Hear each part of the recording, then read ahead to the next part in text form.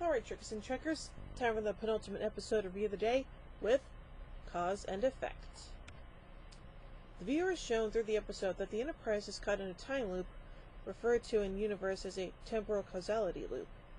The loop begins with the senior members of the crew playing poker and continues for about a day when they discover a spatial anomaly.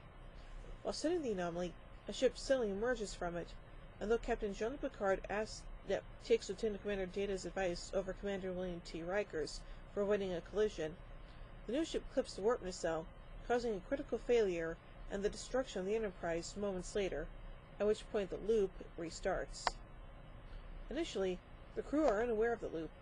However, Dr. Beverly Crusher begins to hear noises before she goes to bed following the poker game.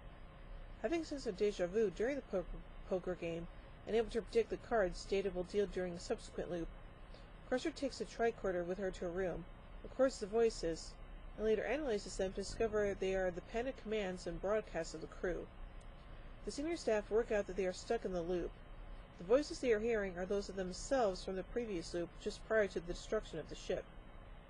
They evaluate the voices to determine that the loop is restarted due to the collision of the two ships, but do not know how to avoid that collision in the first place.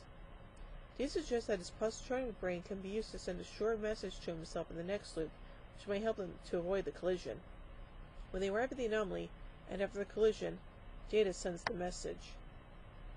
On the following loop, Crusher again has a feeling of deja vu during the poker game, but when Data deals the next hand, all the cards are threes, followed by a hand where all players have three of a kind. The number 3 begins appearing throughout the other parts of the ship's operations, while, again, they determine they are stuck in a time loop. When they reach the anomaly and the ship appears from it, Data suddenly realizes that the 3 stands for the number of command pips on Riker's uniform, and executes Riker's option instead of his own. This allows Enterprise to safely clear the oncoming ship.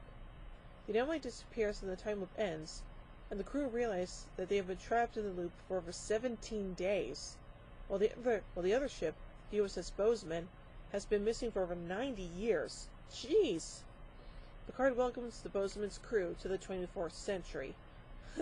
Yeah, they're in for a shock about all the things that have changed. So anyway, let's get some production notes about this episode. The script is written by Brandon Braga, who sought to write a time travel-related episode without using a, quote, screwed-up timelines type plot. Braga called it the most enjoyable episode he wrote all season. He says he's never seen a time loop episode before, but he did not know how to get the crew out of the loop, nor what the message was which would be passed to a future loop. He attributed the poker game, which was not in the original plan, to a sugar rush after eating pancakes. Okay. He felt that the destruction of the Enterprise was the best possible teaser for the episode, and he was pleased how he managed to tie the poker game to the overall plot. Braga named the USS Bozeman for his hometown of Bozeman, Montana, while the registration number of NCC 1941 was a reference to the comedy film 1941. Cast member Jonathan Frakes directed the episode, having prepared for it while shooting the episode The Outcast. He said that he was uninvolved in the casting process, but they had offered the role of Captain Morgan Bateson to Kelsey Grammer, who had accepted. Grammer was a Star Trek fan, and in his role as Frasier Crane on Cheers, he filmed on the Paramount lot near where The Next Generation was produced.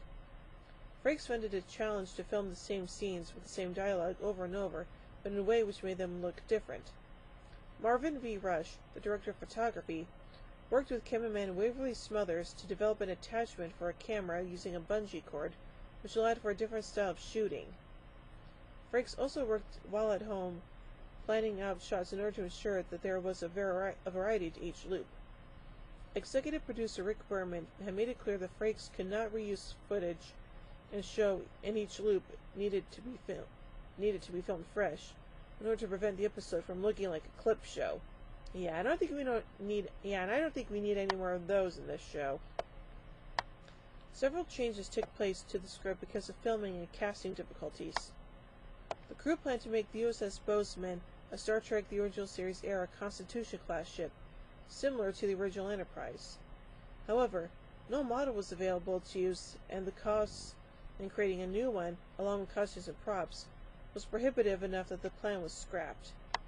Instead, the Reliant model created for Star Trek II: The Wrath of Khan was used. Greg Jean and Michael Okuda made the relevant changes, removing the roll bar and adding sensor arrays, resulting in it being described as a Soyuz-class vessel. The bridge of the Bozeman was a redressed version of the film series Enterprise bridge.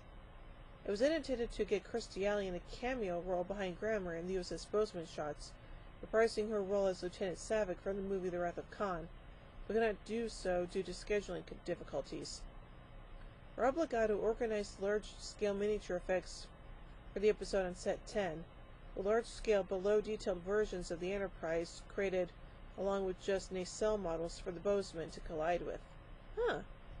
So overall, I'd say this is a pretty interesting episode, and the whole time loop thing is actually kind of cool in a way, I guess. So overall, I give Cause and Effect 4 warp cores out of 5.